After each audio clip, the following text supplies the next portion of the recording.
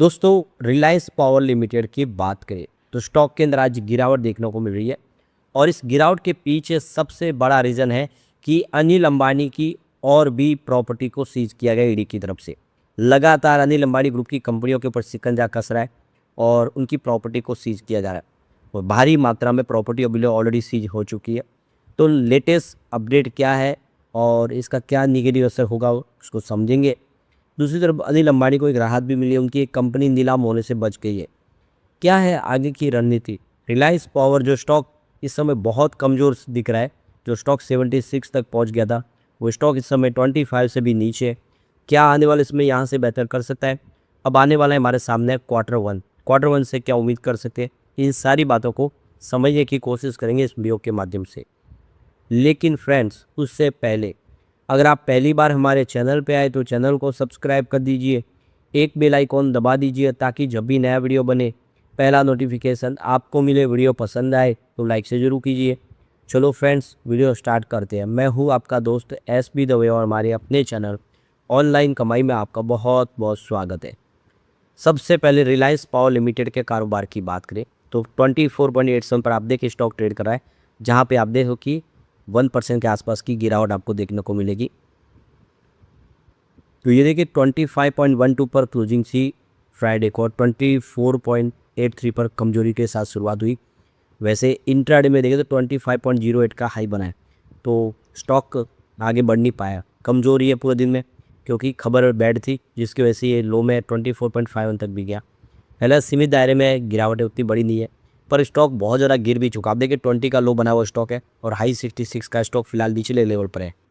तो देखिए ईडी ने 1021 करोड़ रुपये की और प्रॉपर्टी जो थी उसको सीज कर दिया है। मनी लॉन्ड्रिंग के मामले में ये कार्रवाई हुई है और अब तक 20,367 करोड़ की प्रॉपर्टी सीज हो चुकी है अनिल अंबानी की।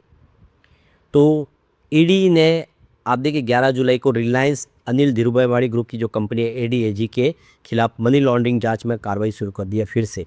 यानी ये कार्रवाई तो लगातार चल रही है, लेकिन नई कार्रवाई हुई है। जांच एजेंसी ने ग्रुप की 1021 करोड़ रुपये की प्रॉपर्टी को प्रोविजनल तौर पर जब्त करने का आदेश दिया है, यानी प्रॉपर्टी अटैच की गई है। तो ईडी के मुताबिक इस कार्रवाई के तहत रिलायंस इंफ्रास्ट्रक्चर के पास मौजूद रिलायंस पावर के इक्विटी शेयर और शासन पावर रिलायंस पावर से मिलने वाले कुछ लोन रकम को भी अटैच कर दिया गया है।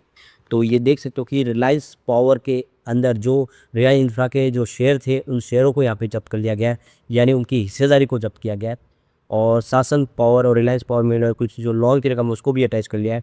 इस नए आदेश के बाद मामले में अब तक जब्त की गई कुल संपत्ति का आंकड़ा वो 20,367 करोड़ तक पहुँच गया है। यानी मामला जो है वो रिलायंस कैपिटल और रिलायंस कम्युनिकेशन का है, लेकिन इस मामले की गाज गिर रही है रिलायंस इंफ्रा पे, रिलायंस पावर पे।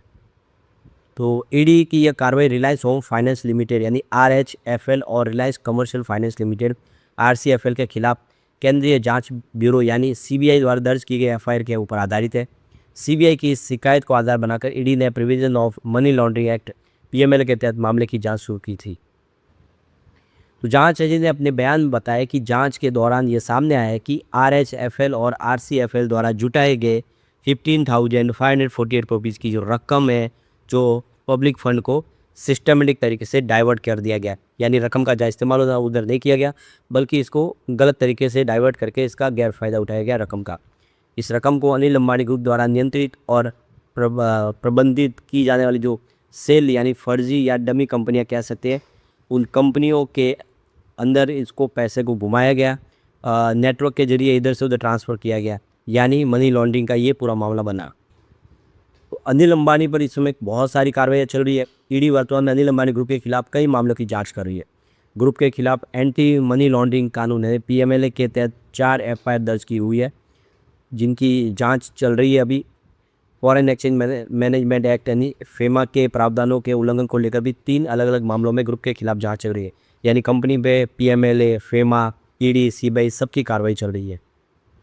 तो इन सब मामलों को लेकर अब तक 8 लोगों की गिरफ्तारी ऑलरेडी हो चुकी है और 4 से जो चार्जशीट है वो फाइल भी हो चुकी है। तो देख सकते कि केंद्रीय एजेंसी की तरफ से 4 जो चार्जशीट है वो कोर्ट में दाखिल की जा चुकी है। जांच के दौरान इस घोटाले में अब तक 8 जो आरोपी हैं उनको गिरफ्तार कर लिया गया है। ईडी ने यह जानकारी दी है कि मनी लॉन्ड्रिंग के अलावा FEMA के तहत भी ग्रुप की 77.86 करोड़ रुपये की जो संपत्ति है उसको पहले ही जब्त किया जा चुका है, यानी लगातार प्रॉपर्टी सीज की जा रही है।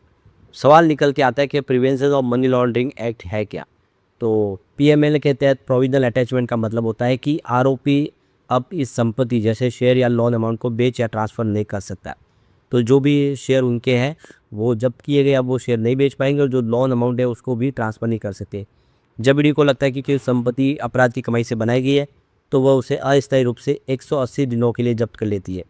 इसे बाद में देखो कि एजुकेटिंग अथॉरिटी से मंजूरी मिलने पर स्थायी रूप से जब्त किया जा सकता है। तो अनिल अंबानी देखो इस समय काफ़ी बड़े झमेले में फंस गए हैं, लगातार उनके ऊपर कार्रवाई चली है, शिकंजा कस रहा है और इसका जो नुकसान है वो अनिल अंबानी ग्रुप की कंपनियों को झेलना पड़ रहा है। रिलायंस और जिसका बिजनेस अच्छा है, सब कुछ पटरी पे है, लेकिन ये पुरानी जो खबरें हैं उसकी वजह से ये शेयर भी नीचे आ रहा है। तो आप देखें तो इसमें संभावना काफ़ी पॉजिटिव है, लेकिन पुरानी खबरें जैसे जैसे आ रही है, कुछ मामले निकल के आते हैं, उसका दबाव देखने को मिलता है। स्टॉक बहुत ज़्यादा करेक्ट भी हो चुका है। इस समय स्टॉक जो 76 के आसपास था वो 25 के नीचे है। तो आप कह सकते हो कि इसमें बहुत ज़्यादा करेक्शन हो चुका है। आने वाली पॉजिटिव खबरें इस पर फिर से तेज़ी का वातावरण ला सकते हैं। जो भी Q1 का रिजल्ट है वो इसके लिए ट्रिगर साबित हो सकता है। वैसे एक राहत अनिल अंबानी को मिली है, उनकी एक कंपनी जो दिवालिया प्रक्रिया से गुजर रही थी, यानी जो इंसॉल्वेंसी प्रोसेस उसको रोक दिया, यानी दिवालिया प्रक्रिया उसमें शुरू नहीं होगी, उसमें राहत मिल चुकी है। तो जेपी एसोसिएट ऑलरेडी पहले ही दिवालिया प्रक्रिया के तहत अदानी के हाथों बिक चुकी है, लेकिन अब जो एक नई कंपनी बिकने वाली थी उस पर राहत मिल गई है क्योंकि उसका कुछ सेटलमेंट अनिल अंबानी ने कर लिया है। तो कंपनी ने जो जानकारी दी है उसमें कि MNOPL ने सरकारी संस्था national asset reconstruction company limited के साथ में एक डेट रिस्ट्रक्चरिंग एग्रीमेंट साइन कर लिया है। जो कर्ज है उसका पुनर्गठन किया गया है। तो इस नए एग्रीमेंट के तहत Mumbai metro one private limited पर NARCL के दे जो कर्ज है वो 1100 करोड़ रुपीज़, उससे अधिक जो कर्ज है उसमें कमी आ गई है, उसका कर्ज चुका दिया गया। 31 मार्च 2026 के आंकड़ों के अनुसार इस समझौते का जो आकार है वो 2770.32 करोड़ रुपीज़ का है, जिसमें से काफ़ी बड़ी रकम है जो चुका दी गई है, जिसकी वजह से उनको राहत दी गई है। तो ये रकम चुकाने के बाद जो इंसॉल्वेंसी प्रक्रिया शुरू होने वाली थी उसको वापस ले लिया जाएगा। अब जेपी एसोसिएट की तरह अब Mumbai metro one private limited दिवालिया नहीं होगी और ये राहत है अनिल अंबानी के लिए। अब यहाँ पे देखो रिजल्ट आने वाला है। अगर हम बात करें कंपनी के सेल्स की तो कंपनी का सेल्स बिल्कुल पटरी पे आ। देखिए मार्च 2023 में 7514 करोड़ के आसपास था, 24 में 7893 करोड़ के आसपास था, मार्च में थोड़ी सी कमी आई और 7583 करोड़ के आसपास सेल आ गया, लेकिन 26 में फिर से थोड़ा बढ़ के 7620 करोड़ तक पहुँचे। तो आप क्लियर देख सकते हो कि कंपनी का बिजनेस तो बिल्कुल पटरी पे और बढ़ता जा रहा है। अब बात करें कंपनी के ऑपरेटिंग प्रॉफिट की तो 1886 करोड़ के आसपास था मार्च 23 में। मार्च 2024 में ये घट के 1160 करोड़ के आसपास आ गया, लेकिन मार्च 25 में फिर से बढ़ते हुए 2142 करोड़ तक पहुंच गया, जो इस बार मार्च 2024 में सीधा 2363 करोड़ तक पहुंच गया। यानी ऑपरेटिंग प्रॉफिट में ज़बरदस्त वृद्धि देखने को मिली है। यहाँ पे अदर इनकम देखें तो 1296 करोड़ थी मार्च में, 24 में 500 करोड़ की अदर इनकम थी और 25 में 3871 करोड़ की अदर इनकम थी। तो इस बार जो लॉस हो रहा है तो इसी वजह से हो रहा है क्योंकि लगातार अदर इनकम मिल रही थी, कंपनी का पुराना आउटस्टैंडिंग जो था उसकी वजह से आंकड़े पॉजिटिव हुए। फिलहाल 13 करोड़ निगेटिव है, इसीलिए इसमें कोई भी अदर इनकम नहीं जुड़ी है। तो नेट प्रॉफिट अब अगर देखें तो मार्च में 403 करोड़ का लॉस था, मार्च 24 में देखें तो 2068 करोड़ का भारी लॉस था, लेकिन 25 में 2948 करोड़ का प्रॉफिट कंपनी ने बताया। पर हकीकत में देखें तो अदर इनकम ही 3800 करोड़ के आसपास। इसका मतलब ये है कि कंपनी को यहाँ पे 900 करोड़ का घाटा हुआ था, इस बार ये घाटा 337 करोड़ के आसपास है, तो पिछले साल के मुकाबले कम है। इससे उम्मीद है कि आने वर्ष में कंपनी बेहतर करेगी। लेकिन फ्रेंड्स, कोई भी इन्वेस्टमेंट करने से पहले अपने फाइनेंशियल एडवाइजर से एडवाइस ले ले या अपना खुद का रिसर्च करें, क्योंकि मैंने वीडियो आपके एजुकेशनल पर्पज़ के लिए ही बनाया। वीडियो पसंद आए तो लाइक शेयर जरूर कीजिए और चैनल को सब्सक्राइब कर दीजिए। Thank you friends.